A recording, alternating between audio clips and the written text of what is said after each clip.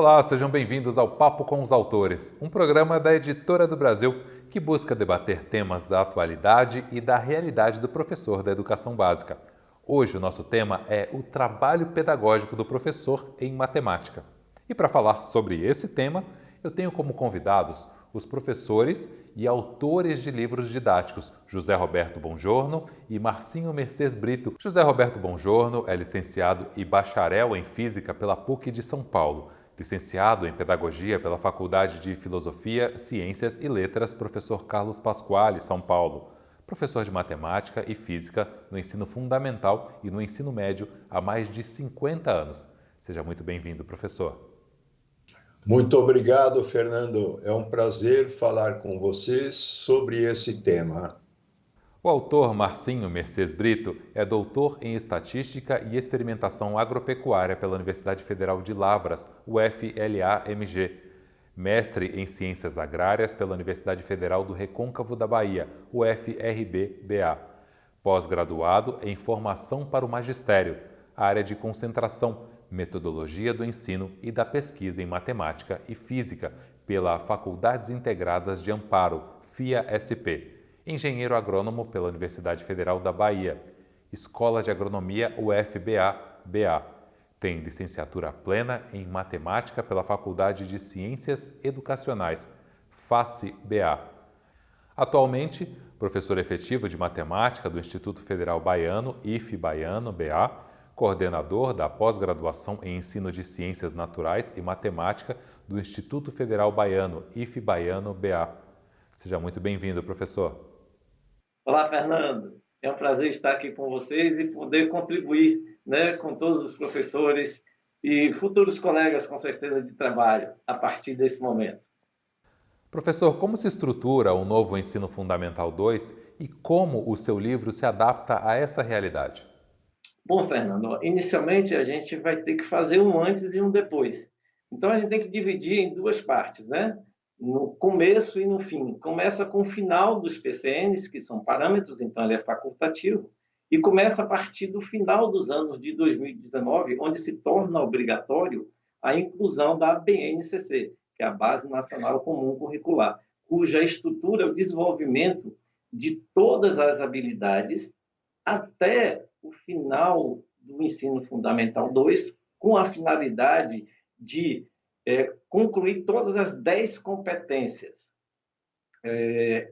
Agora, para o professor, a gente tem que deixar bem claro o que seria habilidade e o que seria competência. Por exemplo, eu sou um desastre na cozinha, mas, por exemplo, se eu chegar na internet, dar um Google, eu consigo ter uma receita, um passo a passo de fazer um feijão.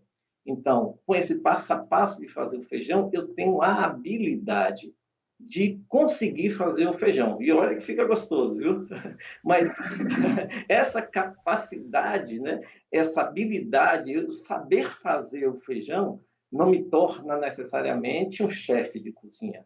Para ser um chefe de cozinha, eu teria que ter outras habilidades, como saber que tempero eu vou usar, como combinar esses temperos, essa coloração, transformando assim um prato mais acessível, um prato mais vistoso, mais saboroso para quem eu vou determinar. Então, eu tenho que entender que habilidade e competência não são sinônimos. Na verdade, a habilidade ela compõe a competência. As competências são as mobilizações de todas as habilidades, de todos os saberes, de todos os valores em si. Outro exemplo, aqui na Bahia, a gente costuma falar muito em bater pontinho, que na maioria das regiões do Brasil é fazer embaixadinha. Aí, olha, eu sei bater pontinho. Mas essa habilidade de bater pontinho, ela não me credencia a ser um jogador profissional de futebol. Porque para ser um jogador profissional de futebol, eu tenho que, além de ter essa capacidade do saber fazer bater pontinho, aí eu teria que saber e ter conhecimento de campo, de regras, saber trabalhar em conjunto, já que eu vou jogar com outros jogadores, Então, ter esse conhecimento do meu posicionamento dentro de campo que vai vir de um treinador. A BNCC, ela nos traz em etapas de como é essa verticalização do ensino básico. Ou seja, no ensino infantil, no ensino inicial, a gente trabalha o desenvolvimento da criança. Já no ensino fundamental 1, que é o ensino fundamental das séries iniciais, Nós temos que pegar tudo isso que foi trabalhado no ensino infantil e sistematizar no campo das experiências esses conceitos. Aí, quando eu chegar no final do ensino fundamental 2, né, ou seja, nas séries finais do ensino fundamental, já que eu trabalhei isso tudo, já que eu sistematizei isso tudo, agora é hora de eu consolidar e aprofundar esses conhecimentos, através das habilidades e competências que têm que ser terminadas até o final do 9º ano. Agora, sendo mais específico, eu queria falar da área de conhecimento e do componente curricular matemática. E a BNCC nos mostra, a partir disso, as unidades temáticas, os objetos do conhecimento e as habilidades que têm que ser trabalhadas durante todos os anos. O foco da matemática na BNCC é o letramento matemático e os processos matemáticos. O letramento matemático, assim como no ensino infantil, onde a criança ela é alfabetizada e tem um letramento, a matemática também tem um letramento. É o uso social da matemática. É a partir da aplicação das habilidades e competências, tais como raciocinar, representar, comunicar, argumentar matematicamente, que a gente consegue resolver problemas, elaborar hipóteses e, na prática, aplicar esses contextos da matemática. Já os processos matemáticos é o domínio dos processos da resolução de problema. É a matemática na prática, né? A partir do domínio desses processos da resolução de problemas, dos conceitos matemáticos através de cálculos matemáticos, a partir daí, trabalhando conceito, conteúdo e procedimentos, ele consegue aplicar os diferentes contextos da matemática no seu dia a dia. O método de ensino que não fica muito claro. Este fica a critério de cada professor. Ele vai poder escolher as diferentes maneiras de propiciar experiências matemáticas para os seus estudantes. Em primeiro lugar, os estudantes, porém, eles precisam entender a importância da matemática e ver que ela está presente no seu cotidiano. Então, ela precisa dela o tempo todo para calcular, medir, estimar, ordenar. Portanto, ela é essencial, indispensável no seu dia a dia e que garante o exercício da cidadania. Professor, qual que é a estrutura do livro? Bom, Fernando, essa estrutura é bem clara e está, assim, distribuída através de boxes. O primeiro box seria Assim Também Se Aprende, por meio de atividades instigantes e sugestões de sites e livros. Esse box fará você refletir e encontrar soluções de diversos exercícios. Atividades. Essa seção ajuda você a concretizar os conteúdos estudados. Para encerrar, atividades complementares apresentadas ao final de cada unidade, cujo objetivo é revisar o conteúdo estudado. Mais atividades. Sempre ao final de cada capítulo, essa seção traz atividades com o propósito de construir para a fixação dos conteúdos. Educação financeira. Por meio de textos e questões, você vai explorar o tema e aprender a ter uma vida financeira saudável. Lógico é lógica. Sempre ao final do bloco Mais Atividades, esse box apresenta questões envolvendo lógica. Matemática. Nessa seção, você precisará de apoio de tecnologias digitais para executar variadas atividades sobre diversos assuntos. É hora do jogo. Prepare-se para encarar jogos matemáticos desafiadores nessa seção. Abertura da unidade. Em cada uma das 8 aberturas, você encontrará imagens, textos e questões relacionadas ao tema da unidade. Na BNCC, box que indica as competências gerais, as competências específicas e as habilidades da matemática, todas da Base Nacional Comum Curricular. Para pesquisar e aplicar, box com perguntas diversas relacionadas ao texto da abertura da unidade. Abertura do capítulo. Os conteúdos são apresentados de forma direta e organizada. Para começar, apresenta perguntas disparadoras e testagem dos conhecimentos prévios sempre ao começo de cada capítulo. Atividade resolvida. Nesta seção, você encontrará atividades resolvidas passo a passo, o que contribui para seu aprendizado. Agora, como o livro pode ajudar o professor a despertar a atenção do estudante em sala de aula? Bom, Fernando, aí eu teria que fazer um adendo nessa pergunta e trabalhar em dois momentos. Assim, o antes da internet e o depois da internet. A internet ela foi colocada no Brasil à disposição de todos a partir de 1996. Mas bem antes disso, o aluno ele só tinha à frente dele o professor, né, no quadro negro e giz, e para ele fazer qualquer tipo de pesquisa, ele teria que ir à busca de revistas, de jornais, em bibliotecas públicas, né? E se for voltar mais no tempo ainda, tinha algumas pessoas que tinham a condição de ter uma enciclopédia daquela, que era bem pesadona, né, em casa. As que não tinham realmente tinha que ficar numa biblioteca pública e tinha um determinado horário, né? Elas não tinham como expandir muito nessa pesquisa porque tinha até uma certa fila, né? Tinha horário de aluno para entrar e para sair. Hoje em dia, com o advento da internet, que está disponível a todo, aí essa briga ela ficou muito desleal. O professor, quando ele entra na sala, todos os alunos eles têm, no mínimo, um smartphone na mão, né?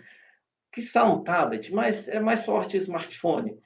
E todos com dados ou até com a rede Wi-Fi disponível de cada entidade. Então, quando o professor começa a explicar uma coisa no quadro, né, com o giz, né, o aluno se pergunta, pô, para que eu vou ver isso, para que eu quero isso se eu tenho informação aqui? Instantânea, né, com uma rapidez incrível e com muito mais fontes do que simplesmente o professor. Bom, aí que está um grande erro e que muita gente confunde informação e conhecimento, né? Porque realmente o aluno ele vai ter muitas informações, mas a questão toda aí é a distração que ele tem. Ele não consegue focar nessa quantidade imensa de informações, porque ao abrir uma página sempre tem sugestão de outra, tem uma sugestão de outro assunto, alguma coisa que ele goste, e a partir daí ele se distrai muito e não consegue focar no que ele realmente quer. E como o excesso de informação é muito grande, o que acontece é que ele perde um pouco da sua capacidade crítica. Ou seja, ele tem um excesso de informação, ele pega essa informação, mas ele não sabe o que fazer com essa informação. Ou seja, ele não consegue transformar essa informação em conhecimento. Porque não basta ter informação, eu tenho que me apropriar dessa informação para transformar ela em conhecimento. A partir desse momento que ela passa a ser minha, eu posso sim construir um conhecimento. E o nosso livro, ele traz o aluno nessa briga desleal, né, que o professor tem com a internet. Ele tem várias dicas dentro do próprio livro que faz com que o aluno se interesse mais. Por exemplo, nós temos várias atividades em que é para se usar a calculadora. Você tem que usar a calculadora para resolver determinadas atividades, determinadas sessões que a gente passa no livro. No manual do professor está cheio de dicas com manuais. No manual está cheio de dicas, por exemplo, de site, de mídias que o professor tem que levar para a sala de aula para o aluno, através dos aplicativos que ele tem lá nos smartphones, ele poder trabalhar com a construção de gráficos, de funções, como a construção de planilhas em estatística. Então, a gente tem um leque muito grande de opções dentro do livro, principalmente no manual do professor, que vai fazer com que ele, por exemplo, diga, olha, eu quero que você faça uma pesquisa nesse site específico, nessa plataforma específica. Então, dessa maneira, a gente consegue, né, vai tentar conseguir chamar o aluno mais para a atenção da aula em si, para que ele não fique distraindo, né? Que ele perca o foco, que ele perca a nitidez com esse excesso de informação que é trazida pela internet. Professor Bongiorno, como os professores devem abordar a matemática? Bom, acho que dois fatores são importantes para o trabalho pedagógico do professor. O professor deve abordar a matemática com confiança e entusiasmo e transmitir isso aos estudantes. E um outro fator, o professor precisa ter diálogo com o livro didático. Para isso, eu acho que o professor ele deve ter conteúdo, ele precisa conhecer a matéria que ele vai lecionar.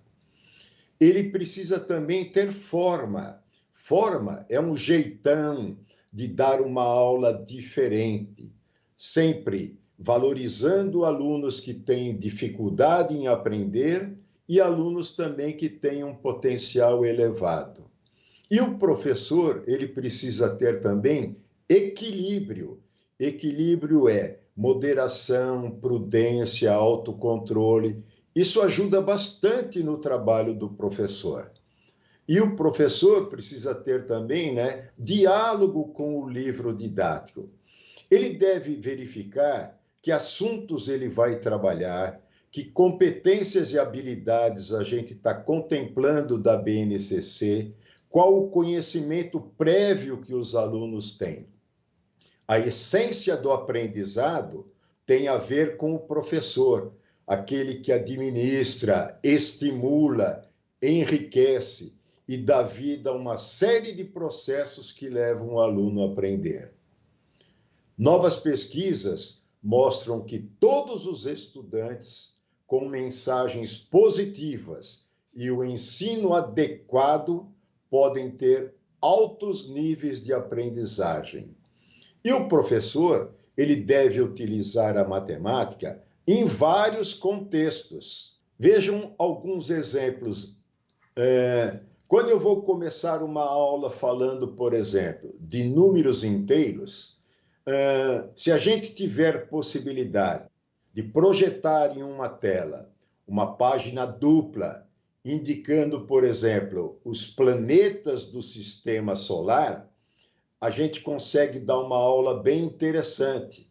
E a gente explora essa imagem para o aluno responder algumas perguntas, que a gente chama, por exemplo, para pesquisar e aplicar. Essas perguntas, o aluno pode responder oralmente ou também por meio da escrita. E a gente mostra as competências e as habilidades que esse assunto que nós vamos procurar ensinar estão nessa unidade, contemplando a BNCC. Então, a gente deve começar, por exemplo, uma teoria do seguinte jeitão. A gente propõe uma questão que a gente chama para começar. Essa questão, ela vai verificar conhecimentos prévios dos alunos. Tem alunos que já vêm preparados para acompanhar. Então, a gente verifica conhecimentos prévios. E depois a gente começa uma teoria com uma linguagem simples e acessível. Uma teoria muito interessante.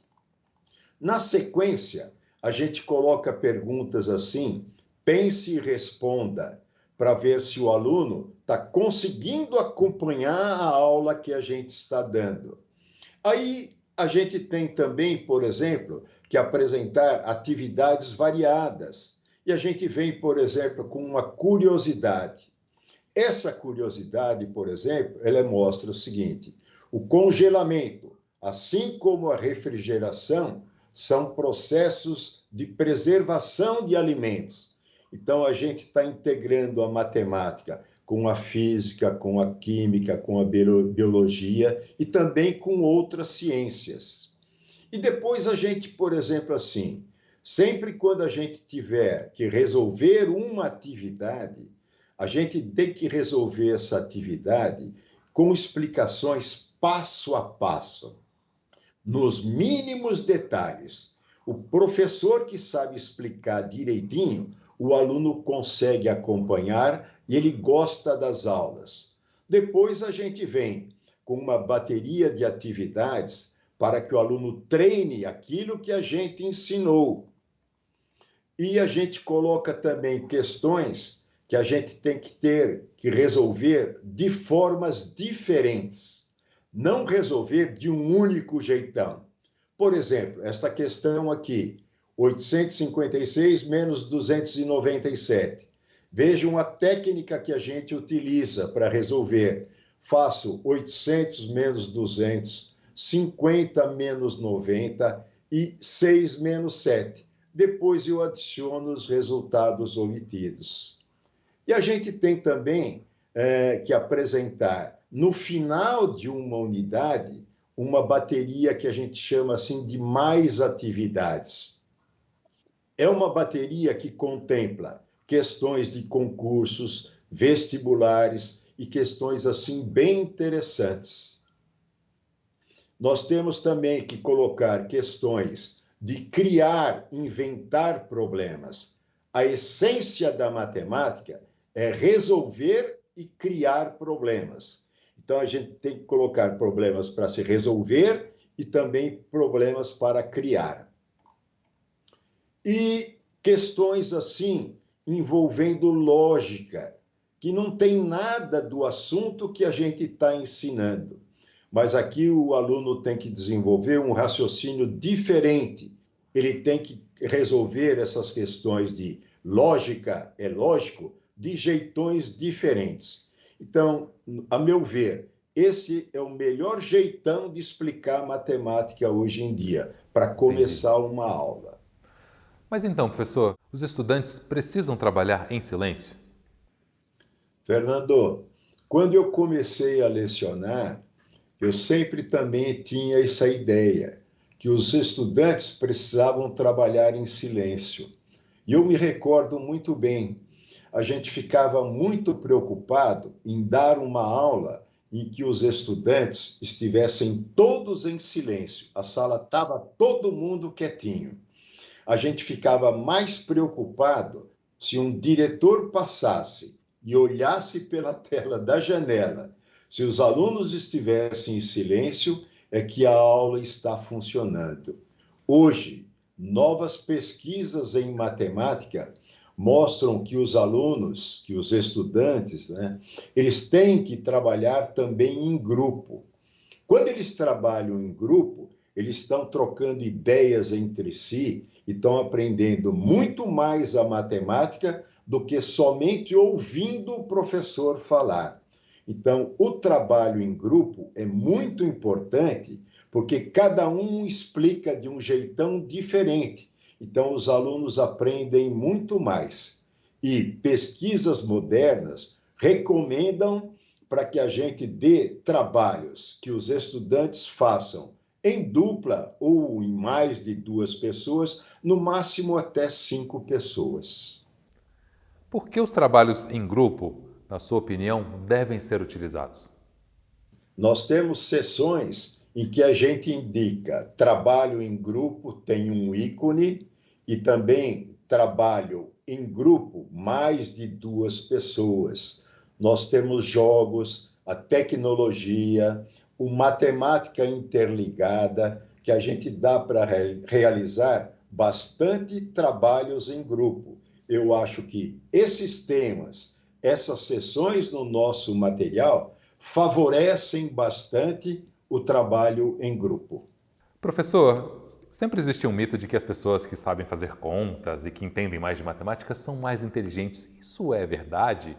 Hoje em dia ainda se pensa dessa maneira? Fernando, essa é uma concepção errônea sobre a matemática. Ela é ruim, ela realmente atrapalha os alunos. Eu acho que, por exemplo, a gente deve evitar em falar para um aluno, ou mesmo nosso filho, nossos filhos, você é muito inteligente. Eu acho que a gente deve não elogiar desse jeitão. A gente pode falar, você realmente teve uma resposta profunda sobre esse assunto. Você estudou bastante esse assunto e conseguiu responder. Muitos alunos que acham que são bons em matemáticas, eles vão ter fracasso e na vida sempre a gente comete erros. Então eu acho que a gente deve trabalhar do seguinte jeitão. A gente, para desenvolver essa ideia, para mostrar que não é só o aluno que sabe fazer conta que é inteligente, a gente trabalhar com jogos, com a tecnologia. Tem gente que não conhece muito a matemática e trabalha com a tecnologia de um jeitão muito interessante. Então, esse é o meu parecer. Professores, estamos chegando ao final do nosso bate-papo. Vocês gostariam de deixar alguma mensagem, alguma consideração? Bom, eu queria sim, questão primeiro de agradecimento, agradecer a toda a equipe da editora, assim, porque quando os nossos colegas professores, porque eu também sou professor, estou em atividade, vê o livro, eu quero que eles vejam mesmo com muito carinho, pois cada passo do livro foi pensado justamente neles. Você tem uma diagramação que é muito bem feita da parte do editorial, né? Você abre o livro, você tem aquele prazer de continuar a leitura. Eu queria então convidar os meus colegas professores que olhassem com carinho, né, a nossa obra e que ele foi muito pensada em vocês. Por sinal, é muito importante esse debate, porque eu estou dentro da sala de aula ainda, então eu passo no dia a dia, eu sei o que a gente passa, né? Eu tenho duas filhas que uma está no fundamental ainda, então eu vejo quais são as dificuldades dela. Minha esposa também é professora de matemática, então isso contribui muito com essa face nossa de trazer o livro com o melhor que a gente puder para vocês. Esse livro foi muito pensado, foi muito estruturado. E, assim, eu queria também, se ficasse alguma dúvida, eu vou deixar meu contato aqui para vocês, e vocês podem perguntar acerca de qualquer coisa que ficou em dúvida. O tempo realmente é curto, não dá para a gente explanar muitas coisas. E você, professor Bongiorno, tem algo para falar? Bom, eu gostaria de deixar um recado importante para os professores, para diretores, coordenadores. O melhor lugar para a gente aprender a lecionar é a própria escola. É na escola que a gente tem que trocar experiências para aprender a lecionar. Quando a gente troca ideia com outros professores, coordenadores, a gente sempre aprende muito mais. Eu, em particular, aprendi com muitos professores. Um sempre me falava: "Buongiorno, para resolver qualquer questão, a gente tem que fazer uma figura para ilustrar o problema." Quando a gente faz uma figura para ilustrar o problema, essa figura fica gravada no nosso cérebro. Então, a gente aprende muito mais quando a gente faz uma figura, um desenho, para ilustrar a resolução de um problema.